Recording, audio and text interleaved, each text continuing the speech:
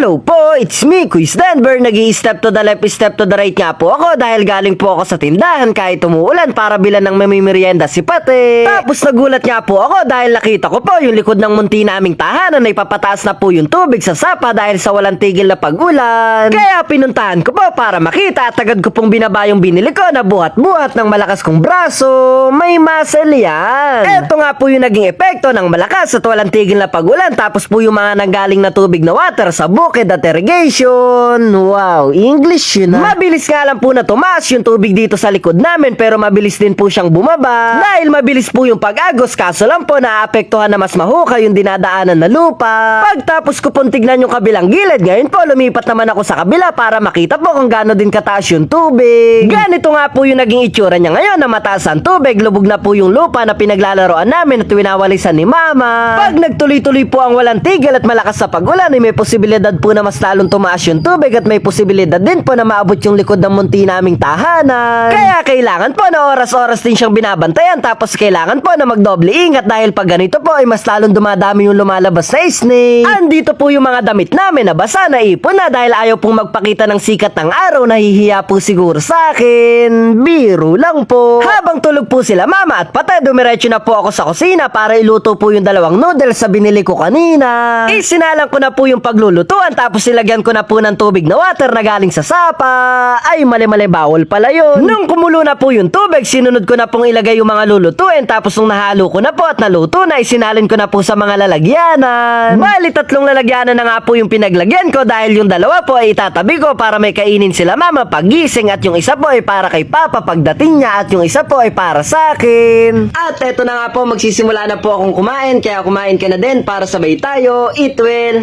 Eto po, titikman na natin yung niluto ko kanina na noodles na tamang-tama po sa malamig na panahon. Sarap po humigot ng sabaw. Sabaw na mainit. Ayan. Ikwento ko nga lang po sa inyo na nagulat po ako kanina dahil bumili lang po ako ng mamimerienda ni Pate. Tapos pagkita-kita ko po dito sa sapa namin, yung maliit po naming sapa dito sa likod ng aming munting tahanan, ay nagkaroon na po ng tubig. Andyan na naman po yung tubig na malapit na po sa munti naming tahanan. Halos onti na lang po, maaabot na dito yung likod namin. Kaya yun po, yung sapa po na yun ay makon lang siya, halos mapayat lang siya at onti lang yung dumadaan na tubig. Pero tuwing umuulan po ng malakas o may bagyo ay nagkakaroon po siya ng tubig at umaapaw po siya. Mas lalo po siyang umaapaw, mas lalong dumadami yung tubig. Kaya share ko po sa inyo na dito din po sa amin, isa din po sa lumili ka sa baha para ngayon lang po sa naapektuhan nating panahon ngayon na bumabagyo. At meron po tayong iba nakikita na sa ibang lugar ay meron pong binabaha.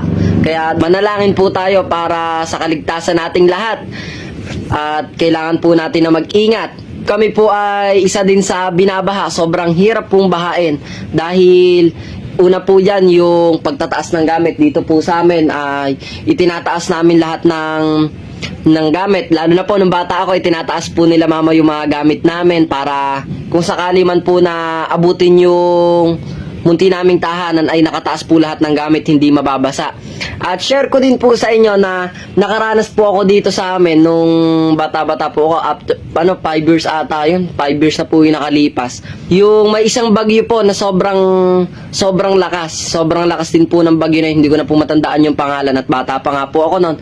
May isang bagyo po na sobrang lakas at ito pong bahay namin na to, ito munti naming tahanan na to ay inabot po siya ng halos 5 yung bida po sa akin ni Papa dahil nakalikas na po kami nang bumalik lang po si Papa dito para may kunin lang na gamit. Halos ang inabot po ng bahay namin dito, inabot po ng baha ay 5 patong ata, 5 patong na hollow blocks.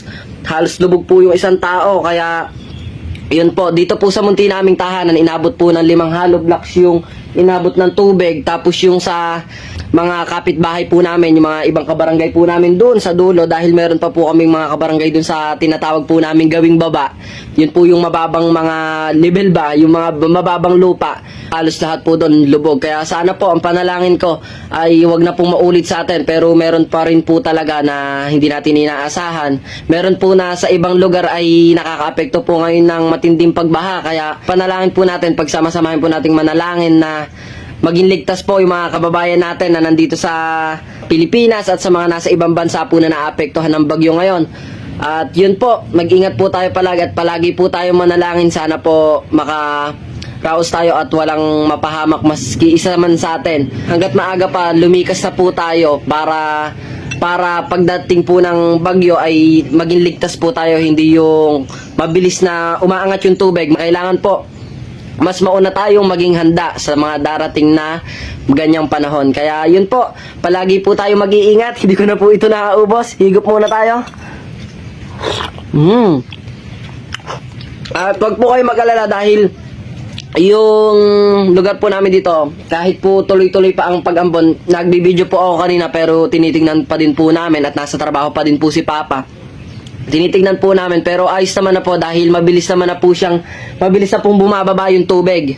Nung kanina po mataas na mataas siya, papataas ng papataas, ngayon po pababa na ng pababa. Kaya sana po magtuloy-tuloy, ganun din po sa ibang lugar.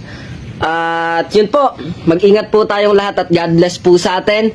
Dito ko na din po tatapusin ang video. Ito po, habang kumakain tayo, mayayari na nga po pala yung video. Salamat sa panonood mo. Sana nag-enjoy ka, hindi ko nasayang yung load mo. Kita-kita na lang po tayo sa susunod na video. Mag-iingat po ang lahat at God bless po. Bye-bye!